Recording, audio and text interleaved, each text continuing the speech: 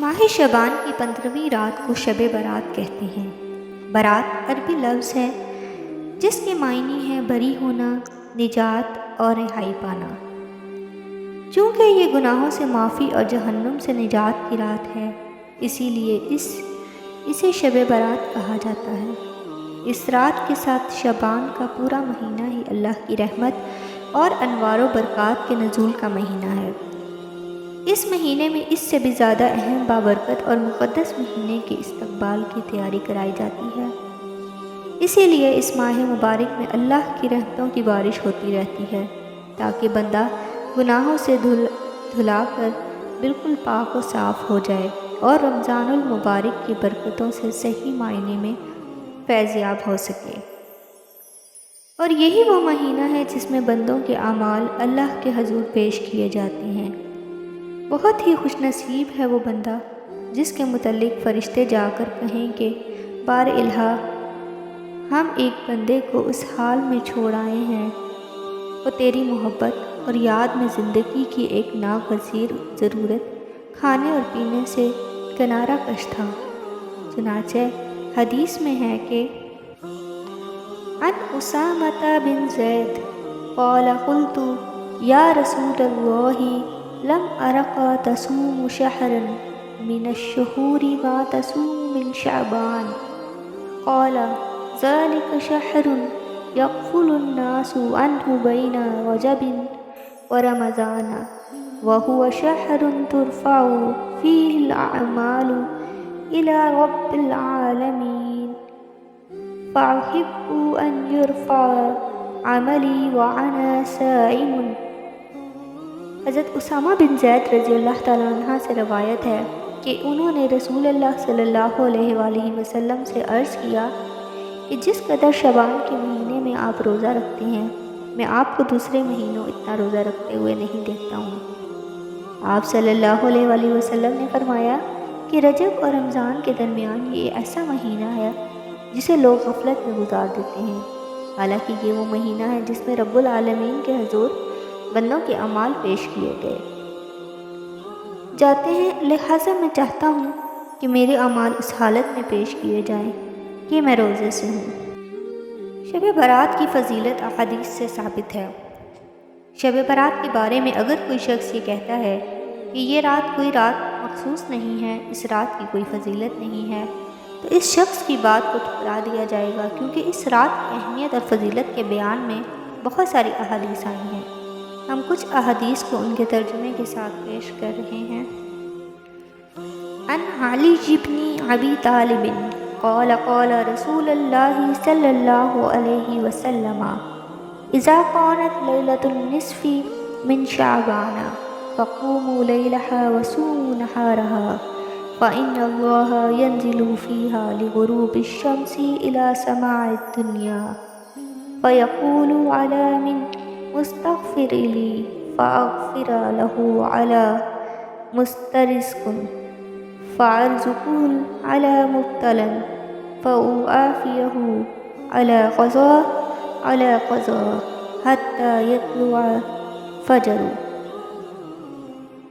حضرت علی بن ابی طالب سے روایت ہے، فرماتے ہیں حضرت محمد صلی اللہ علیہ وآلہ وسلم نے فرمایا، 15ویں شعبان کی رات میں اللہ رب العزت کی عبادت کرو اور اس کی صبح میں روزہ رکھو۔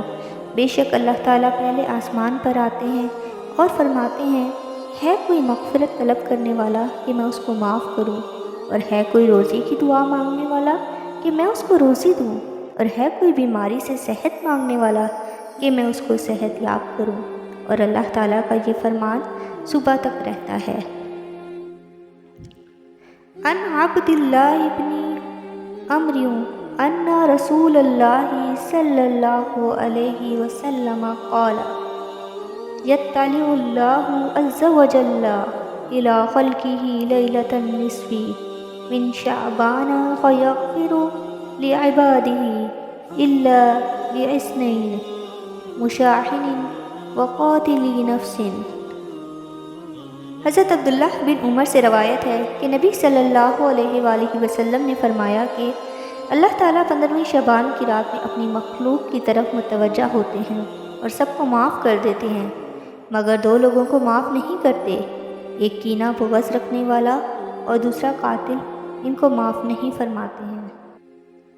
عن ابی بکر صدیقی رضی اللہ عنہ عن النبی صلی اللہ علیہ وسلم قال ينزل الله تبارك وتعالى ليلة النصف من شعبان إلى السماء الدنيا فيغفر لكل نفس إلا الإنسان في قلبه شحناء أو مشرك بالله عز وجل۔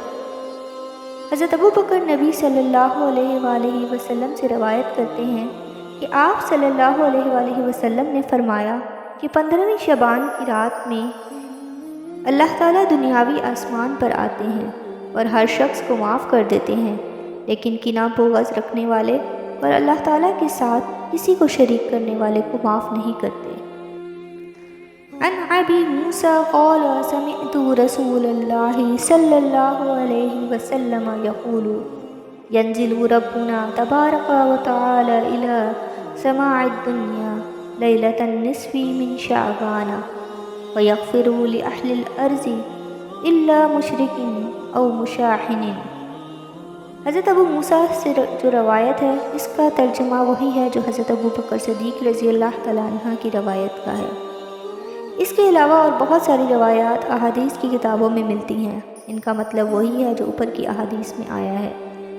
مطلب اوپر بیان کردہ احادیث اگرچہ ان میں سے اکثر کی سندیں کمزور ہیں، لیکن صحابہ کرام سے مروی ہیں اور ایک دوسرے سے مل کر شب برات کی فضیلت کو ثابت کرنے کے لیے کافی ہیں۔ شب برات میں عبادت کی تاریخ۔ جیسا کہ آپ جان چکے ہیں کہ یہ رات فضیلت والی ہے، اس رات میں صحابہ کرام اور تابعین سے عبادت کرنا ثابت ہے۔ وہ حضرات بھی اس رات میں عبادت کرتے تھے، تو ہمیں بھی اس رات کا فائدہ اٹھانا چاہیے اور اللہ تعالیٰ کی خوب عبادت کرنی چاہیے تاکہ اللہ تعالیٰ ہمیں معاف کر دیں۔ اتنی بات ضرور ہے کہ اس رات کے لیے کوئی عبادت خاص نہیں ہے۔ جس کا دل چاہے قرآن شریف کی تلاوت کرے، جس کا دل چاہے نفل نماز پڑھے۔ اگر کوئی یہ کہتا ہے کہ اس طرح سے عبادت کرنے یا یہ پڑھنے میں زیادہ ثواب ہے تو وہ بالکل غلط ہے، یہ ایک بے بنیاد بات ہے۔ شب برات میں قبرستان جانا۔ حضرت عائشہ صدیقہ رضی اللہ تعالیٰ عنہ کی روایت ہے، عن عائشہ قالت فقدت رسول اللہ صلی اللہ علیہ وسلم لیلۃ فخرجت فإذا هو بالبقيع فقال أكنت تخافين أن يهيف الله عليك ورسوله؟ قلت يا رسول الله إني ظننت أنك أتيت بعد نسائك، فقال إن الله عز وجل ينزل ليلة النصف من شعبان إلى السماء الدنيا فيغفر لأكثر من عدد شهر غنمی قلب۔ کہ ایک رات میں نے نبی صلی اللہ علیہ وآلہ وسلم کو اپنے بستر پر نہیں پایا تو میں آپ کی تلاش میں نکل پڑی۔ آپ جنت البقیع میں تشریف فرما تھے۔ مجھے دیکھ کر آپ نے فرمایا، اے عائشہ، کیا تمہیں اس بات کا ڈر ہے کہ اللہ اور اس کے رسول تم پر ظلم کریں گے؟